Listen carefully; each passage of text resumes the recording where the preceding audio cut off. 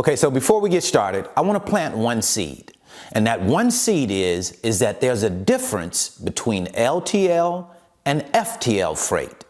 That's why you have FTL carriers and LTL carriers like Old Dominion Freight and XPO Logistics or FedEx Freight. Those are LTL carriers. So regardless of how we try and slice and dice it, the freight world sees it being different between LTL and FTL freight. Now that I've explained that, let's jump into the video. Okay, so just a couple of days ago, I gave you the details of a load that we had moved from point A to point B. I told you where we picked it up, where we dropped it off. I gave you how many pallets, how much weight it was, and then I broke down the rate information. I told you what we went to the shipper at, how much we paid the carrier, and then how much our commission was on that load. On this particular load, we happened to make about 40% on that load, $1,600. And of course, we had some people that were in an uproar because they didn't think that a freight broker should make that type of money on a load.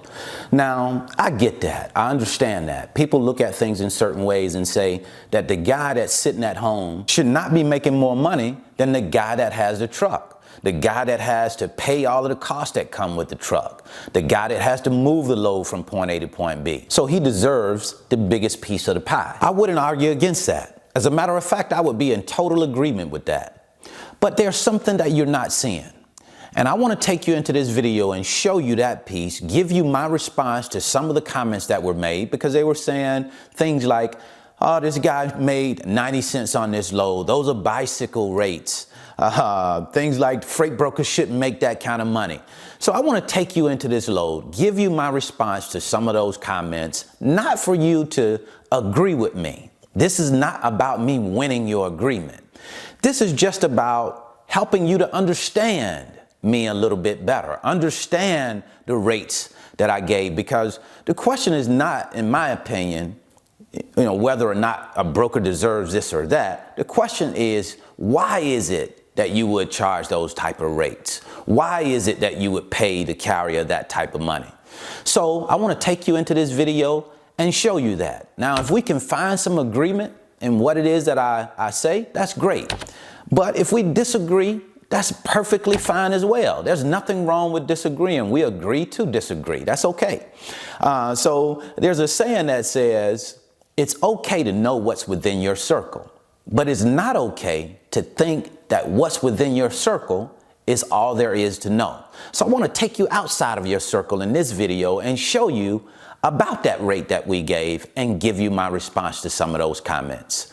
So come on inside. So now, just in case you didn't get a chance to see the video that I'm referencing, where I went in and I broke down the cost, how much was in the lane, how much we paid the carrier, and how much we made on the load. If you didn't get a chance to see that, we'll leave you an opportunity at the end of the video where you'll be able to go in and click on that video and watch it. And we'll also leave the link in the comment section. All right, so I'm gonna share some of these comments with you just to give you some idea of what people are saying, and then you'll have an idea of why I'm responding the way that I'm going to respond. I don't feel any kind of way about people having an opinion, sharing what their opinion is, sharing their feelings on a particular topic. Matter of fact, I encourage that. I think it's good, because the more we talk, the better we can understand each other. And that's, for me, what it's about. Getting a better understanding between truckers and freight brokers. So one of the comments says, I for one can't wait until they regulate freight brokers just like they do to owner operators. Shit, I can't wait until the shippers catch on and start posting their own loads on the boards and get rid of freight brokers all for once.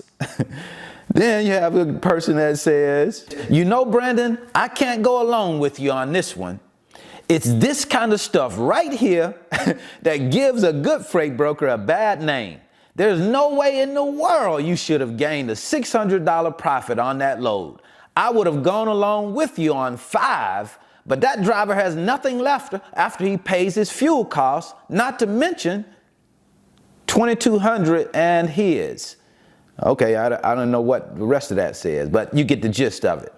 I'll read you a couple more here. As a 20-year truck driver, it ain't no way in hell I would have took that load. Brokers are greedy, less than $1 a mile. That's disrespect. He says again, so you teaching brokers how to cheat the carrier.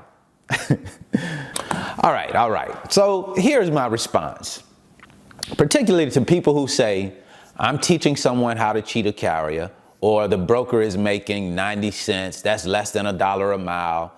You guys shouldn't be making $1,600 on a load. I just can't go with that. I get that.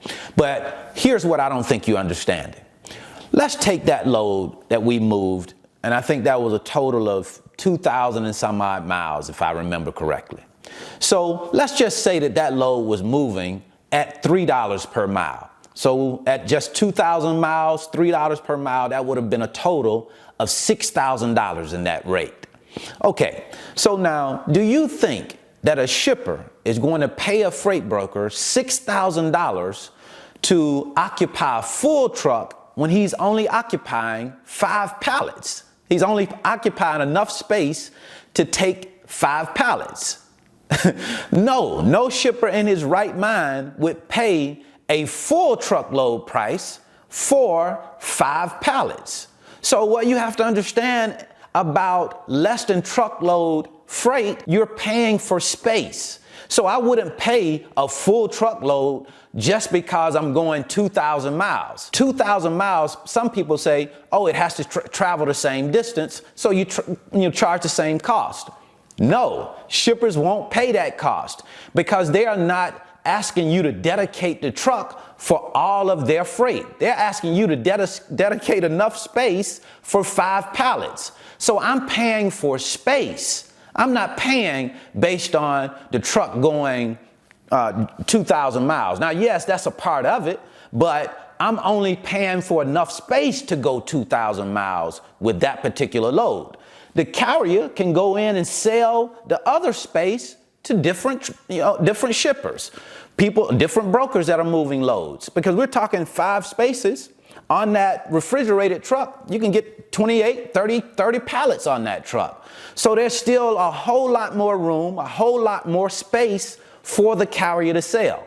See, the difference is I'm not working with a full truckload carrier, because most times FTL carriers don't understand LTL freight.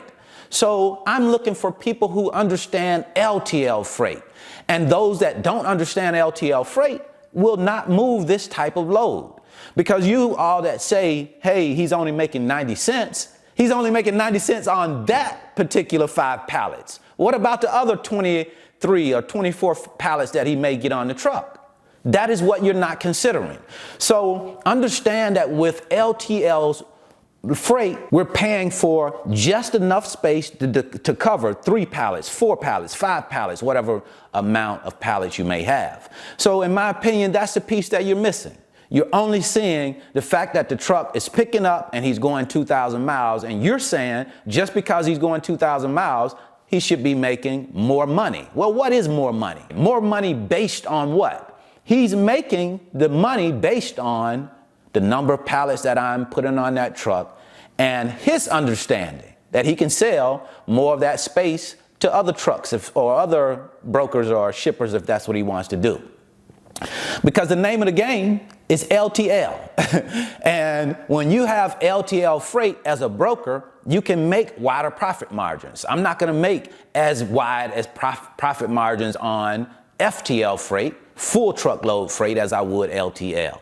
So some of those times that you have opportunities to make money, you take those opportunities to make money. That's just how it goes. LTL freight, I would highly encourage people to get into that, even new freight brokers. Now, it's going to take you a little while to build your network, but I would definitely highly suggest getting into LTL freight. So that's my response to you guys that mentioned some of the things that you said about that load, bicycle rates, and there's no way I would do that kind of load. There's no way you should make $1,600. I can't wait until freight brokers are out of the equation. I get it. But, I'm just the type of person that I look at it this way. The trucker is responsible for his truck. He decides whether or not he's going to move a load. He decides whether or not he's going to take the price that he and I are negotiating, because we're in negotiation here. I'm not forcing any price on any truck driver. I am simply negotiating with that carrier. He has the asset. It's his truck. He knows what costs come with the truck. He knows how much fuel he has to put into the truck. So the reason why he would take that load is because it works for him. That's what it's about. It's about whether or not the load works for the carrier, whether or not the load works for the shipper, whether or not it works for the broker. It has to work for three parties involved. This is a three-person deal here, not a one-person deal. So yes, it's about making sure that you have profitable freight and you can sell that freight to people who want to move it. That's it. Bottom line. So that's what I wanted to share with you today. I wanted to give you a quick response, let you know what my stance was, where I was coming from when I gave the rate that I gave. Hopefully you understand, but if you don't, I understand. No worries there. I wish you the very best in your life and business. See you at the top because the bottom is much too crowded. So I'm going to leave you two videos. One is where we talk about the cost breakdown, the one that we mentioned at the front of this video. And the second video is the video that we're talking about why I don't think that freight brokers should have to share their rates with carriers.